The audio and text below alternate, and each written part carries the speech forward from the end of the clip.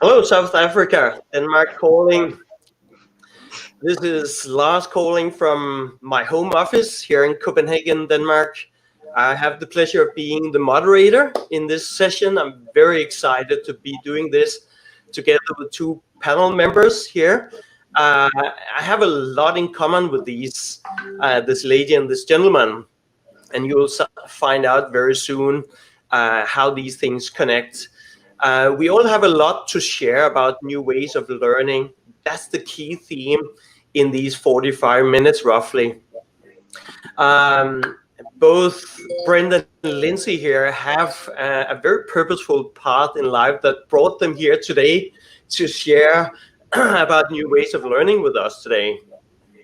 And I really encourage both of them, but also everybody on the session here, whether you're on the camp stream or on YouTube, I want you to engage in this conversation, get yourself involved, ask questions, throw in comments, anything you feel like.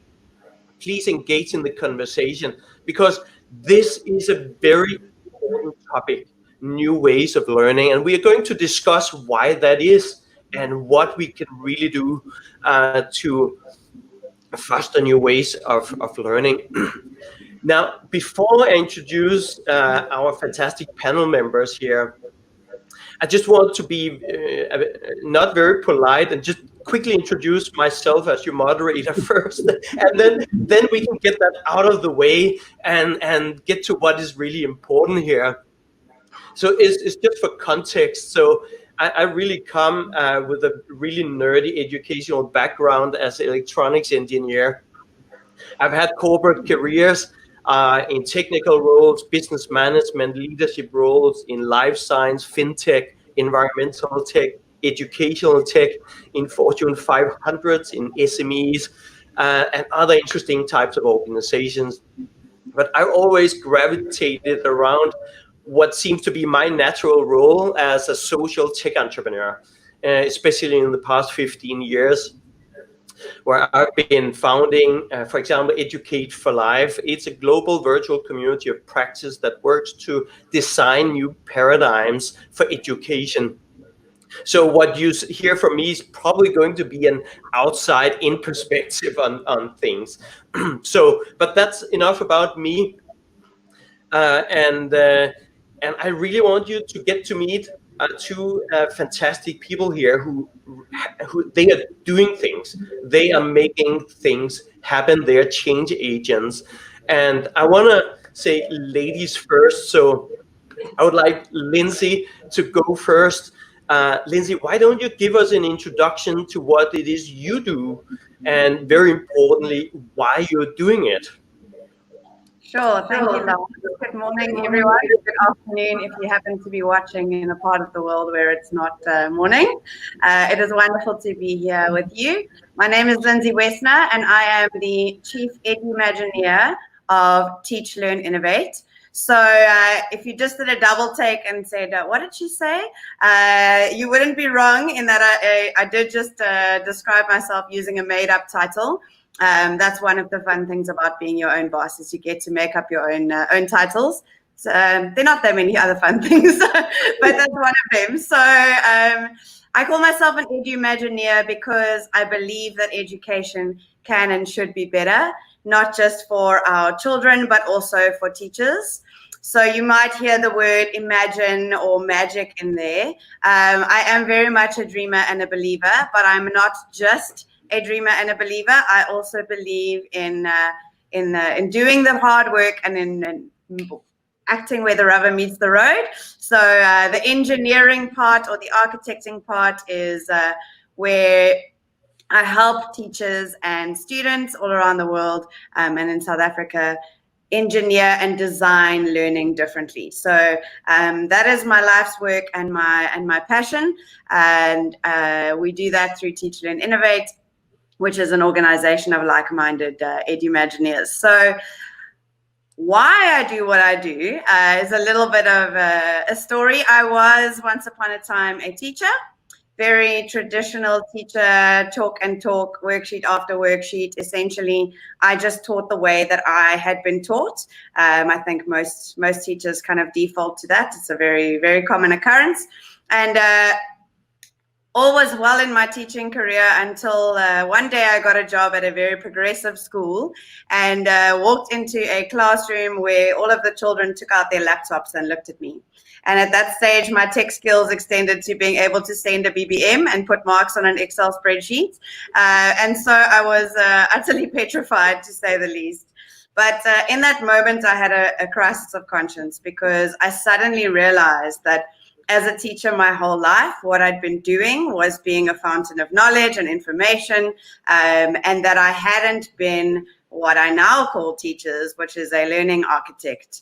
And I realized suddenly that as the students were sitting in front of me with information at their fingertips, they didn't need information from me.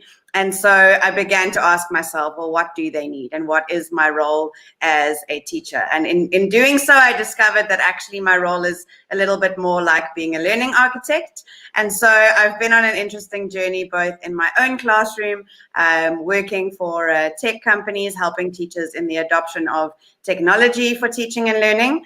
And for me, technology was the catalyst, but I don't believe that it's the solution in its entirety.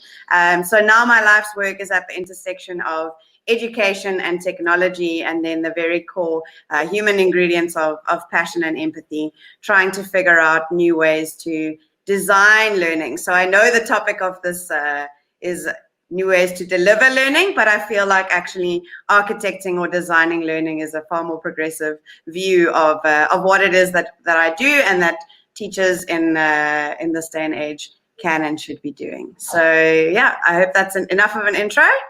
Let me know if you have any other questions, but I'm sure we'd love to hear from Brent.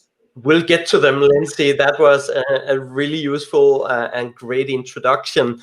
I immediately knew when we prepared for this that the subtitle of our session here would cause us some good debates, or give some good debates, which is new ways of learning, new ways to deliver learning. And do we actually deliver learning? Is that a push or is it a pull, or what is that about? So Lindsay immediately jumped right at it. Excellent. We'll get back to you, Lindsay. But before we do that, over to Brent here. Brent, why is it really that you're leading an organization called Care for Education? What's your purpose? Who is Brent, by the way? Good morning, everybody.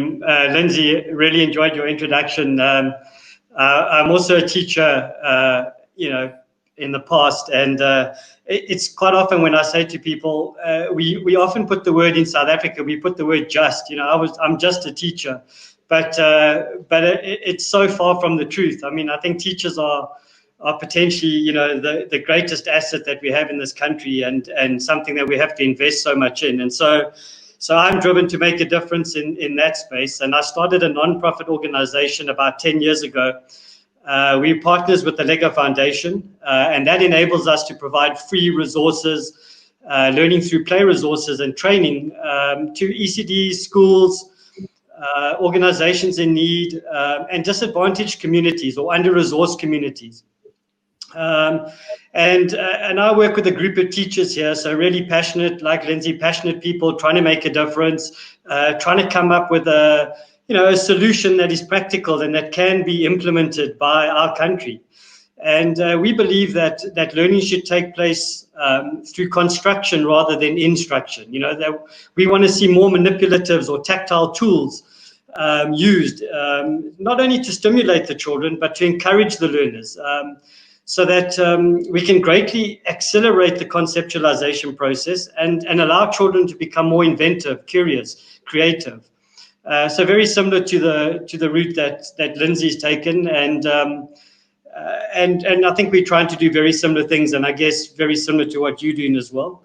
And yes, I'm really excited today to debate this whole delivery idea and concept in terms of what the future of learning will look like, and why is this so important to me? Other than the fact that I really believe teachers need to be supported. I have we live in a country where we have a large number of children that are going to schools that are not that exciting, and learning is difficult for them, and it's not only difficult for the teachers, but it's extremely difficult for the children. They come from circumstances that make learning really tough, and I really believe that we have a responsibility to try and lessen the load on them and just make it a little bit more fun, a little bit more engaging. And so that's really what gets me up every single day and makes me work as hard as I do. Thank you. An equally exciting introduction, Brent. And I can feel the passion from both of you around this topic. One of the most important things for me is, first of all, to understand why do we really need to care about finding new ways of learning. And Brent you both touched a little bit on it. But couldn't we continue the way we have been learning? I just wanted to say also, we already established, especially Lindsay established, the connection between learning and education in the introduction. So it makes a lot of sense with you both coming from an educator background. But outside of the education system, why is it important that we care about new ways of learning? Lindsay, do you want to go first? Sure. So I think I'll answer that with a question. And the question is, where in the world today, as we know it, does anybody get a new work environment, a new team, a new project, and a new team leader every 50 minutes to an hour? And I'm hoping that the answer is nowhere. But that for me really, in essence, is what our current school system looks like. Our students move from subject to subject in the timetable that is regimented and divided, and essentially for them, never mind the social shift, the cognitive shift every hour or however long the lesson periods end up being, it's just such a contrived environment, right? There is nowhere in the real world where you're getting new projects, new dynamics, new teams, new things thrown at you every 50 minutes. And I think that there's that disconnectedness within the way the school timetable itself is structured. That is part of the elements that we need to look at, right? If we want to understand that learning is in essence part of the real world, right? And it's part of life. It doesn't stop and start at certain points, right? We know that. But the thing is, if we are designing education in order to prepare children for the real world, or the world beyond the classroom rather, then surely the classroom needs to start to mirror that. Surely we cannot have subjects in silos even. So where when we're in our jobs and we're in our work and we encounter a problem or a challenge, we don't sit and say, okay, let me just think about what I learned in English. That's going to help me solve this problem, right? We address issues in an integrated way. There isn't a science component and a maths component and separate areas of our brain that deal with separate subjects, right? Everything is integrated and everything is applied. And I think that's one of the challenges where, like Brent said, for students, school is not fun, it's not pleasant. And there are a number of different reasons for that. You know, of course, we've got socioeconomic factors, but then even just in the way the system is designed, the learning is designed, there's a disconnect between realness and meaning in the way learning is designed, and realness as we know it in the world beyond the classroom, right? So I think one of the things that we certainly need to start looking at is how can we architect learning within the box, right? So people think about innovation being thinking outside of the box. My favorite definition of innovation is Jamie Notta's, and he says, innovation is change that unlocks new value. So I think why we need to look at the system as it is because there's that disconnect, and how we need to look at it is to start innovating inside the box. What can we do within that structure that starts to move us to a far more real and relevant and meaningful learning experience? Thank you, Lindsay. Before I hand over to Brent to answer the same question, we just have a comment from Justina, who is on the call. Saying, Lindsay, I love that you'd answer with a question. And so do I, by the way. We as architects of learning should ask great questions rather than jump into given answers. Isn't that a good point as well, to complement what you're saying? Yeah. Brent, over to you. So why do we need to care about new ways of learning? Yeah, I think I want to pick up on what Lindsay's already said again, because I think it's so pertinent to the discussion today, and I'd like to just summarize it very quickly in a set of paradoxes, you know, and Lindsay's mentioned them, but very quickly, if you just consider the following, that if you look at learning or learning through play, you know, because we spoke about it being more fun, right? We want it to be more fun. So I personally believe that play is an essential part of that. And that's what makes it fun. So if you look at the paradoxes between when children learn while they're playing, and you look at schools, there's major differences. And I'll just go through 4 very quickly for you, just to make you think about it. But if you think of, you know, Lindsay said, you know, school is timetabled. It's 50 minutes here, and then it's a different class. So you have that timetabled, set out, structured layout.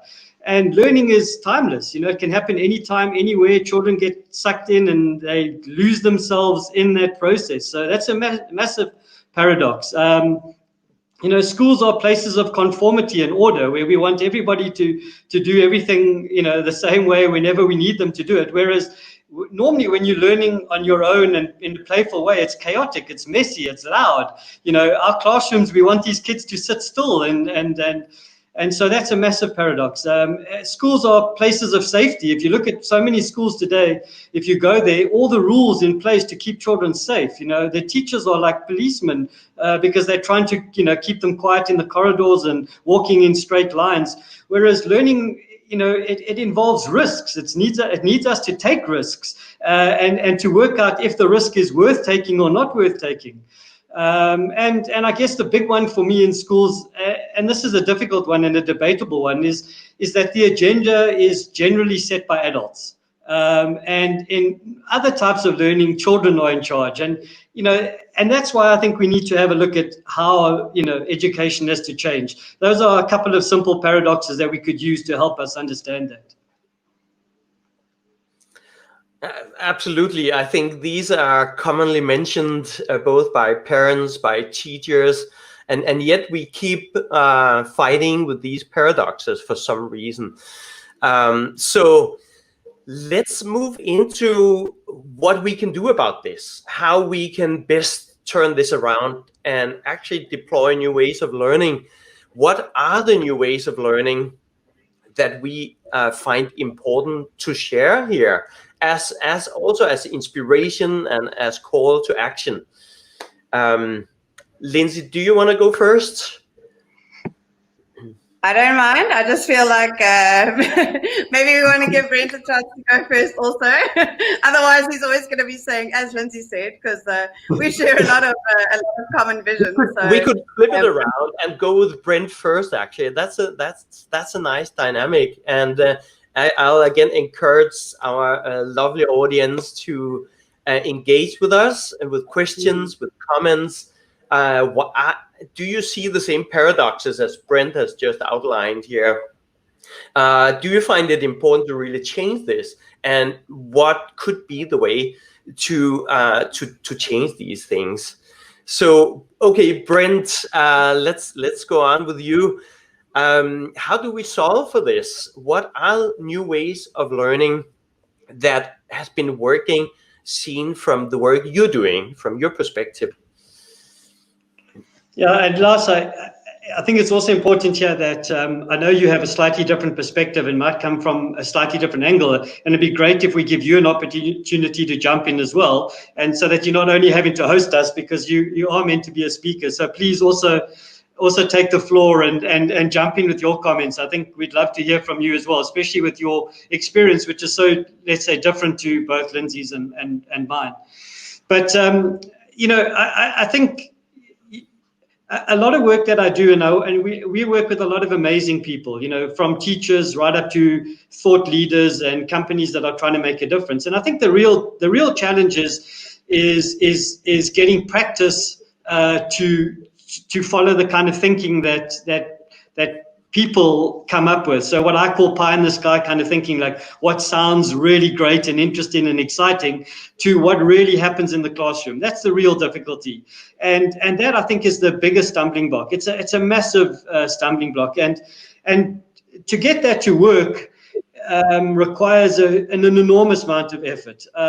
It means that you have to work with teachers. It means that you have to get teachers to first of all trust and believe in the processes that you would like to see changed, and then you have to work with them, and more importantly, you have to go through a process of reflection with them, where they're able to tell you how they're feeling, to voice their frustrations, because in reality, it's so much easier to go back to what you knew or back to how you were taught, and that's a constant struggle. So I think going forward, it's finding a way to be able to get to these teachers, because if you think of the logistic difficulty of doing that, with so many teachers under so much pressure, how do you get time to be with those teachers?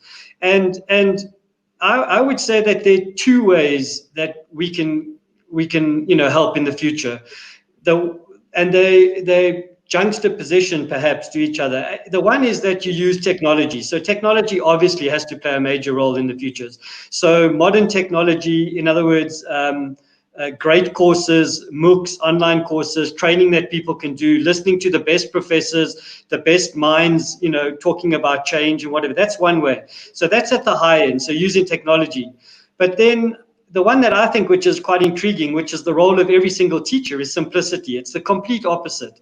Is how do we make things so simple that if we implement something, everybody understands it and can get benefit out of it, but it must still make the same difference that the high-end technology makes. So for me, I would say, I think the future is both of those, high-end technology and very simple ideas that make a massive difference. Makes perfect sense. Absolutely. Lindsay, you're unmuting. So before I jump to the table, do you want to go next? I'm happy to. I think one of the key questions that we're really asking is, if we understand the why we need to change, then it's really looking at the how. What do we do? And I absolutely agree with Brent. In terms of the role of technology, especially in giving teachers independence and being able to drive their own learning as educators and to continue in their professional development. I think one of the things that I'm particularly passionate about, because I work primarily with teachers and with school leaders, is that when we have teacher learning experiences, I don't call them training sessions or workshops. You'll notice my language is very important to me. But when we offer teacher learning experiences, I think one of the key things is that when we do that, we model the pedagogies and the ways of designing learning that we're trying to promote. So I definitely think that the future of education involves a far more problem-based and inquiry-based approach to education. If you look at the characteristics of Generation Z, who are the students in our classrooms at the moment, or even if it's virtual classrooms from their homes, those are the students that are in the education system at the moment. And actually, if you look at the research on Generation Z and how they think and how they operate, I mean, they were the first generation to be born where a world without technology is just, it doesn't make sense to them, right? They've been surrounded by technology from the beginning. But if you look at the research, it'll tell you that actually the children in our classes today are exceptionally curious, they're exceptionally compassionate, and they're not just children who want to solve problems. They're children that when you connect them to problems, they actually problem finders. So they love connecting to problems that really matter to them. And when they do, then that's where the incredible learning happens. So I certainly think that as part of our approaches to how do we empower teachers, we need to think about modeling those kinds of pedagogies with teachers. So I actually have a little visual that I wanted to share with you, just to give you an idea of something practical and tangible that can be done. Because I know when I work with teachers, they love their subjects, they love the content of their subjects, and they are very confident in saying, I know how to teach the subject, and they're passionate about their subject for the most part. But as I mentioned earlier, the world does not operate in curricular silos. The world is cross-curricular, and the world is integrated. So if the guys backstage could just pop the visual up there, then that would be great. So what you see here, there we go, lots of color. What you're seeing here is an example of hexagonal thinking, which is a strategy that we used for cross-curricular inquiry-based learning design. And actually what you're seeing here is the initial stages of that process, where each of those hexagons represents a different subject. So they have begun with the curriculum. I always find that that's a great place to start with teachers, because that's what's familiar to them and it's what's known, and a lot of the time it's what's expected. So they've got little pieces of the curriculum mapped out, and what they've done here is try to find connections. And it's incredible, actually, when you pull the curriculum apart and you get a little bit unstuck in your thinking, how we start to see things differently, right? And how we're able to put together those pieces differently. And what we do next in the process is to aim towards designing something that is based on a problem, right? Or a question. So rather than the traditional kind of worksheet, if we were learning about nutrition and food, healthy or not healthy, what you're seeing over here is the end product of teachers who have spent some time together designing an inquiry-based learning unit around, are sandwiches the superfood of the future? So in this particular unit, the students were actually investigating the nutritional value of sandwiches, understanding superfoods, using language to market their superfood, conducting investigations, doing data handling, looking at the history of food and food production. So there's science in there, there's maths in there, there's language in there. What they then had to do was actually to create their own new superfood and present that superfood to a kind of Dragon's Den style panel of investors to see which superfood would get sponsored to be shared with those in disadvantaged environments where malnutrition is rife. So here we have students, and this was a grade 4 project. So we're not talking about particularly, old students, they're littlies, but we're designing learning in such a way that we're bringing together subjects, connecting students to real world problems. And the beautiful part about this is that we can still cover the curriculum. So if you, I'll just give you a little behind the scenes here into what it looks like in a sort of sped up version, right? So thinking about what pieces of the curriculum, what student-centered learning is going to happen at which stage in the process. And it is actually possible to build these kinds of units to cover curricula for an entire term even. And I think that it's really exciting when we start to involve teachers in this process. It's one thing to issue a nicely designed cross-curricular unit, but when teachers start to take ownership of the process, it's really exciting. This is another example where the driving question was, are the keys to a better nation hidden in creation? And this was looking at leadership structures in nature and animals, and what we as a society can learn from nature and how we might use that to build on and improve society. And this particular unit covered all of the content for one term for grade 5 learners. So I think that for me, it's really around engaging teachers. If we want learning to be engaging, we want to model that kind of learning. We want to engage them in those kinds of experiences. And then we can really connect the teachers to the problem, which is how might we design learning in a way that is meaningful and relevant? And in taking teachers through that kind of learning journey and getting them to experience grappling with the problem, putting the pieces together. So we then empower them to be able to design that kind of learning for their students. It's pretty exciting stuff, I think. It is a very actionable, yeah. So this is something every teacher can do with your guidance. Seems very practical, very straightforward to do. What's your experience from implementing this? Is that relatively seamless, or how has it been working? Yeah, it's certainly a massive shift, right? So to shift from a teacher-centered learning environment to a student-centered learning environment is a real challenge. I think from my own experience, when I first did this in my own classroom, I don't just take people down a rabbit hole that I haven't been down before myself, but I remember grappling with what is my role? What is my job? You know, I'd come to the classroom and the students would be working in their groups and they're investigating, and I've designed these tasks for them. And I'd kind of feel a little bit useless in the beginning, to be honest. But what I then realized is actually this kind of learning design gives me the opportunity to come alongside my students, to converse with them, to have discussions, to connect with them, to get to know them better, and to be much more of a coach. I think I always struggled with that one-size-fits-all kind of teaching. Everybody does it. You teach to the middle. We can't really extend and enrich the students at the top of the spectrum, and the ones that need some more support and enrichment and assistance, we can't give that to them. So I think for me, there was a joy in discovering that in my classroom. The teachers that I've worked with, I mean, we've worked with developing over 100 of these cross-curricular units based on South African CAPS curriculum across the country. And what commonly happens is I get an email saying, so Lindsay, I'm trying to come up with the next question for my next inquiry-based learning unit. Can you help me?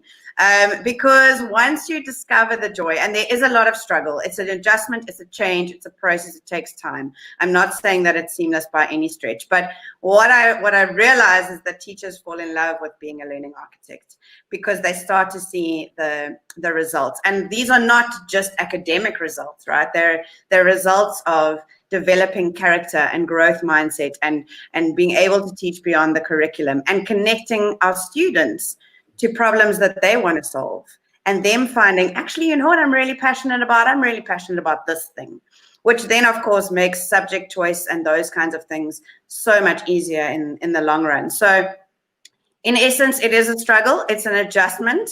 But once they're in love with inquiry-based and project-based learning and design thinking as a way of teaching, a lot of teachers find it very difficult to go back because they just see how it unlocks new meaning and so many more results than that you would get in a traditional way of teaching.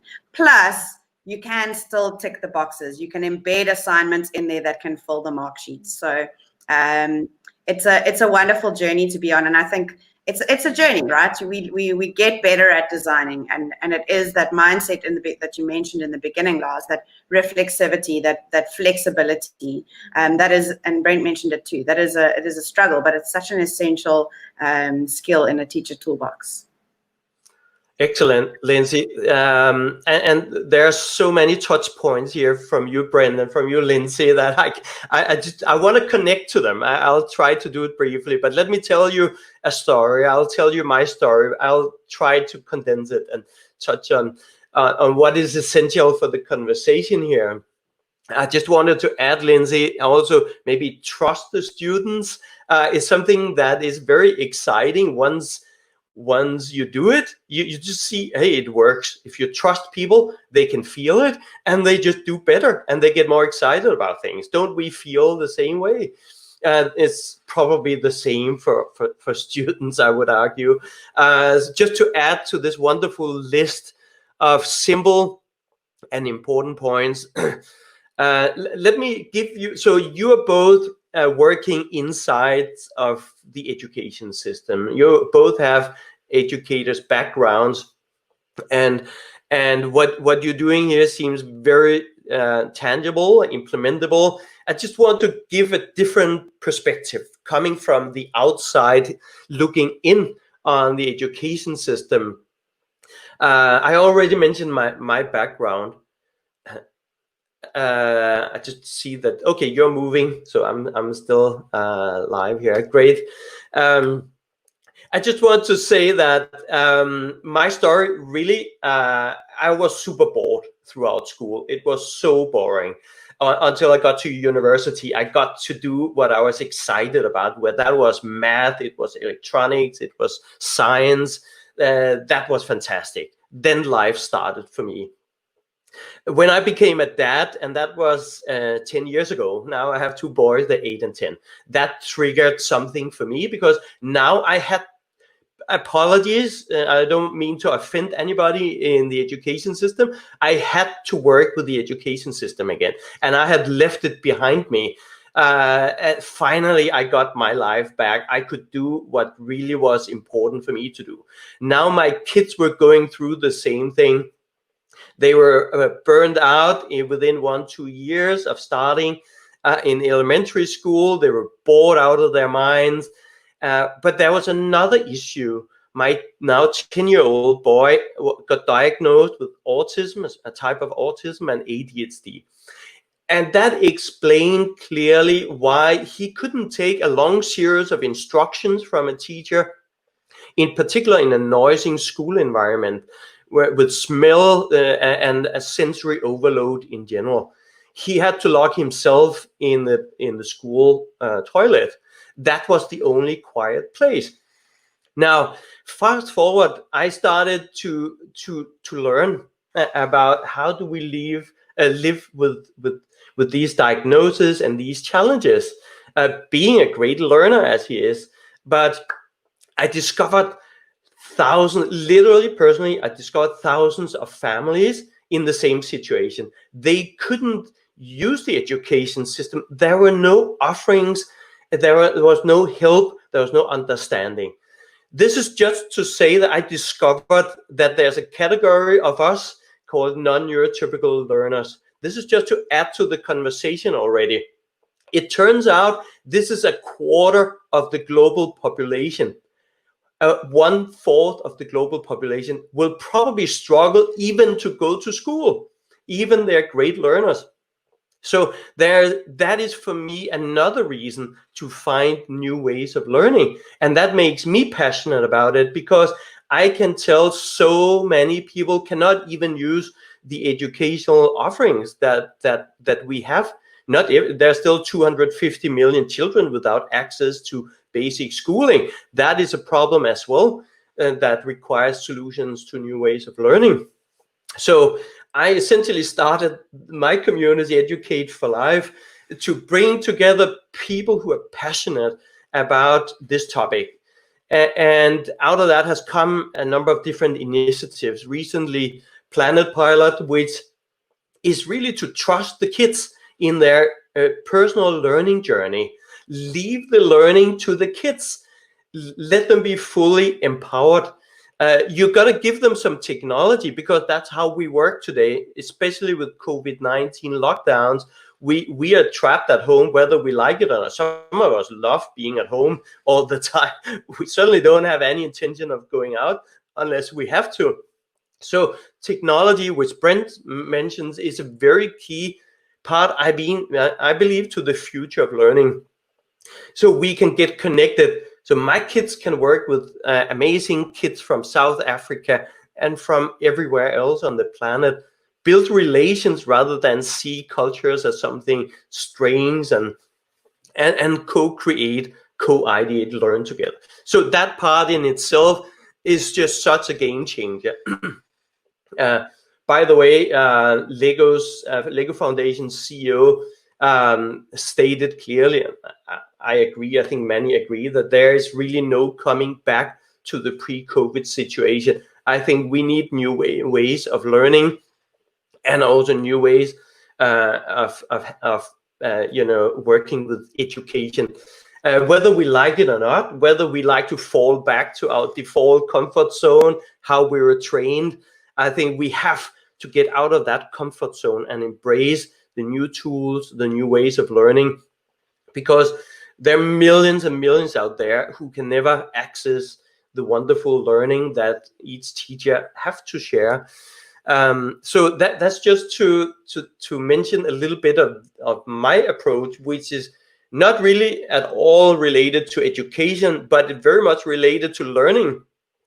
Because my son, he is an excellent learner, and he just needs to learn by himself. And and YouTube is a very important tool for him. I don't approve of everything he learns from YouTube, but he uses it, and he learns a lot of great stuff. He's fluent in English because of just watching YouTube, essentially.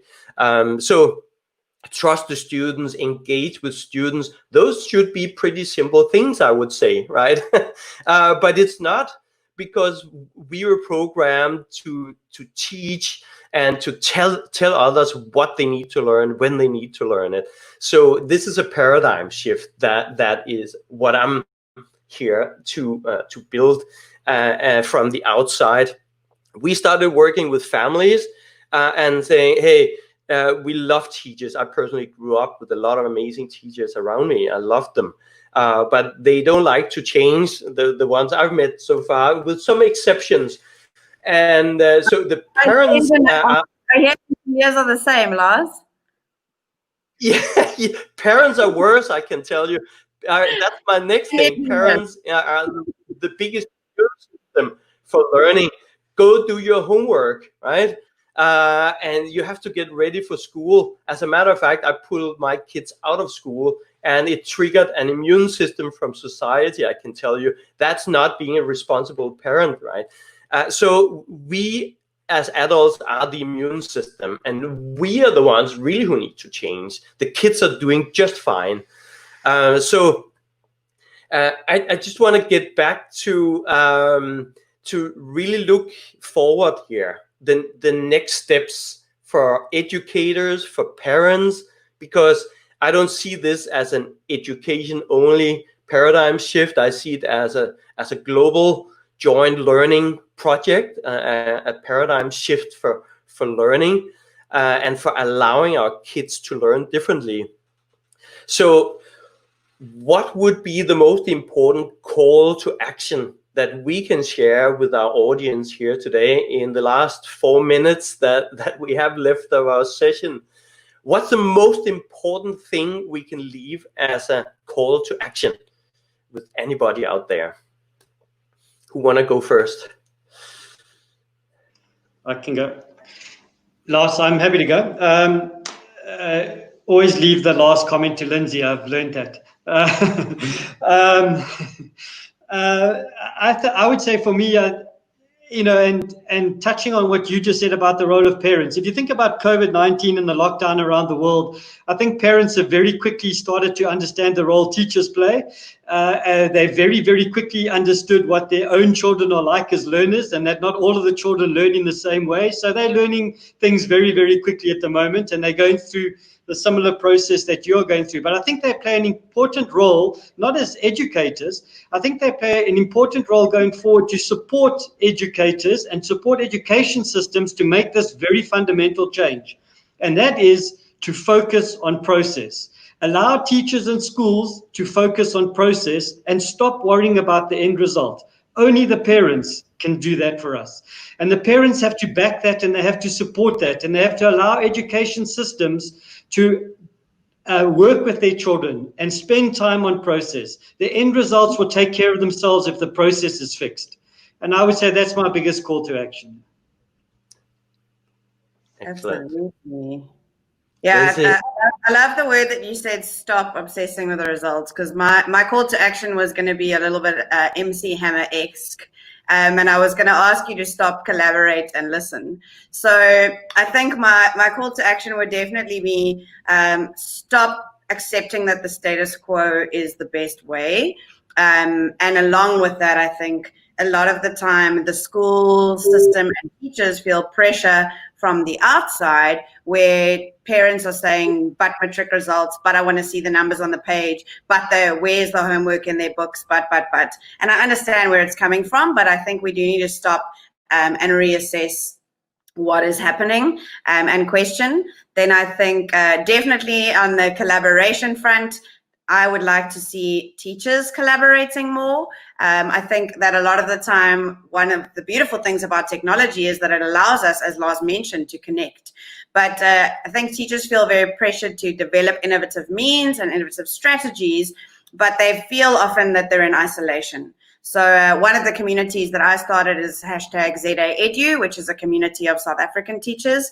But I think definitely a lot of the time teachers say, I don't have time to innovate, but then they're doing exactly the same thing that a teacher in a corridor down the road or at a school down the road is doing. So I think definitely connecting teachers and connecting as a community would be part of my call to action. And then finally, listen to what the students are saying. Look at how students learn. Students love games. Why do they love games? Well, because I get second chances. There's always a level up. I'm an avatar. I don't have a label on me as that kid who can't do maths. I can receive heraldry and acknowledgement, so even just stopping and listening and paying careful attention to how children do learn. When you've seen them learning in your homes as parents, listen to that and lean into that, because I think that in doing so and in truly listening to where our kids are at, we can start to figure out how to reconstruct and build a better way forward for sure. Thank you very much, Lindsay. I think I'll close with my call to action then, given we are at the end of the session here. It would be how we all measure success, how we see successful learning and education, and I want to end on a very positive note, by the way, about educators. I like to be thought-provoking, because this is important. Changing is so critical, crucial now. But teachers are doing what they do out of love, passion. They're working super hard. They're doing great things. We couldn't live without teachers, and parents realized that during the COVID-19 lockdown. But every lesson is being measured. What do we need to accomplish by when? All these things. And if we don't do what we are being asked to do in terms of teaching, we struggle maybe to meet the expectations of the education delivered. That's a challenge. I think from a parent's side, we struggle maybe similarly with, we've been programmed with, success is at least just getting your child to school so it can get a good education, so it can get a good career, earn good money, have a good life. But life is going to be different.